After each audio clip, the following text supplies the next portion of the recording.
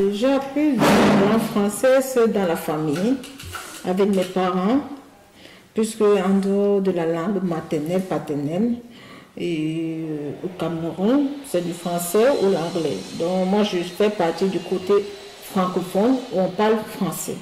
Donc j'ai déjà appris la langue à la maison avec les parents. Et puis bien après, ça va mieux parler, conjuguer et tout, c'est à l'école. Donc j'ai continué la langue à l'école. Dans la rue aussi, dans la rue on parle français parce que, par exemple chez nous, je ne sais pas en Afrique, au Cameroun particulièrement, on n'a pas une langue générale, uniquement le français ou l'anglais. Donc quand tu trouves quelqu'un qui est d'une autre campagne, d'un autre village, comme on appelle souvent, que toi, vous pouvez communiquer en français. Donc, le plus souvent dans les rues, c'est le français, dans les zones francophones. Donc, comme je fais partie des zones francophones, régulièrement, c'est le français. On se savait, on parle français. Si on veut communiquer, c'est le français. Et dans la zone francophone, les pays ont des noms français. Les noms des lieux sont en français ou sont dans le patois? Je dirais que c'est en français. C'est en français. Par exemple, Douala, je ne crois pas, c'est pas. C'est pas. Parce qu'en Douala, ça fait partie de la langue. C'est pas français. C'est patois. C'est patois, oui, c'est pas français. Parce que quand on va même dans, par exemple, Yaoundé, c'est pas. Ça fait partie, par exemple, les Yaoundé, comme on passe sur les Yaoundé. Les Douala, il y a une tribu qu'on appelle Douala. Et c'est leur point là, c'est le village à Douala. Donc ça fait partie, moi je me dis, ça fait partie de la langue, du patois, quoi, de la campagne. On parle plus français, s'il faut le dire, on parle plus français. Parce que le patois, tu vas juste le trouver à la maison. Tu vas juste trouver le patois à la maison. Mais le plus souvent, c'est le français. Dans les zones francophones, en tout cas, c'est le français.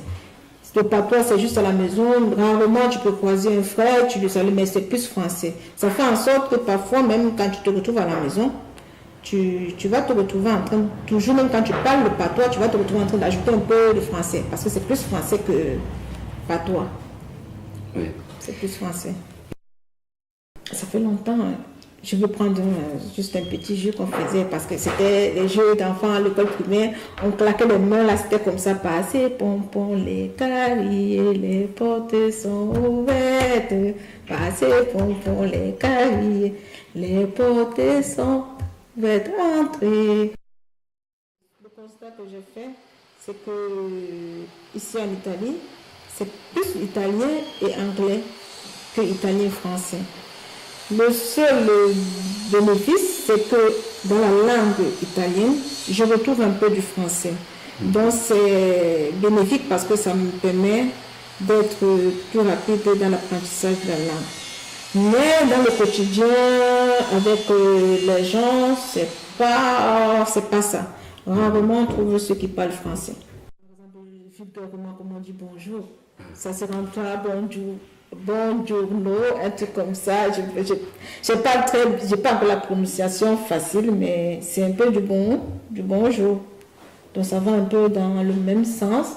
C'est juste qu'en italien, on a tendance à prononcer, je me rends compte, on prononce toutes les phrases, tous les mots.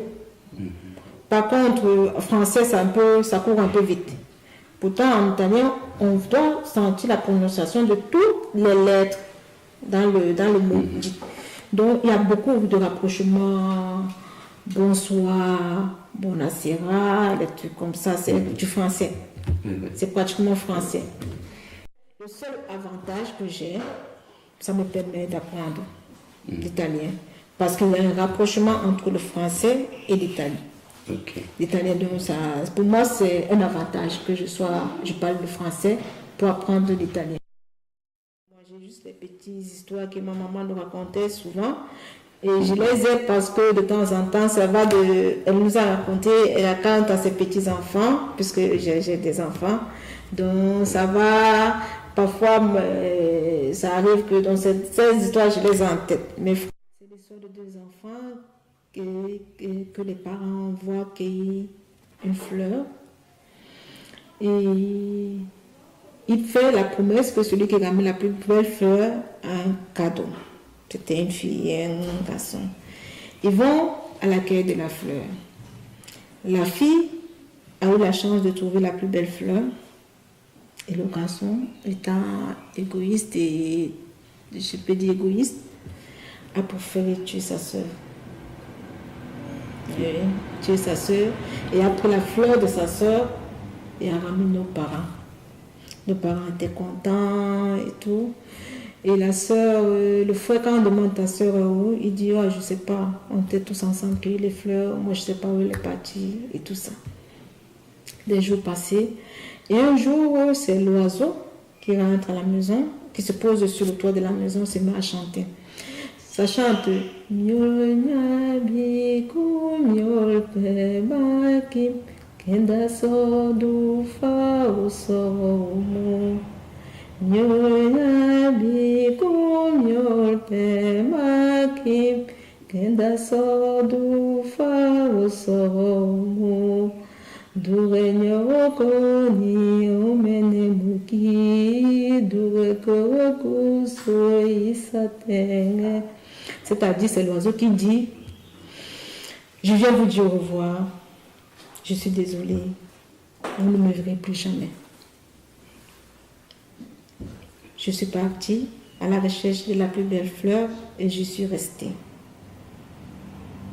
Soyez tranquille, je suis en paix là où je suis et tout va pour le mieux, ne me cherchez plus. Ça, c'est l'histoire.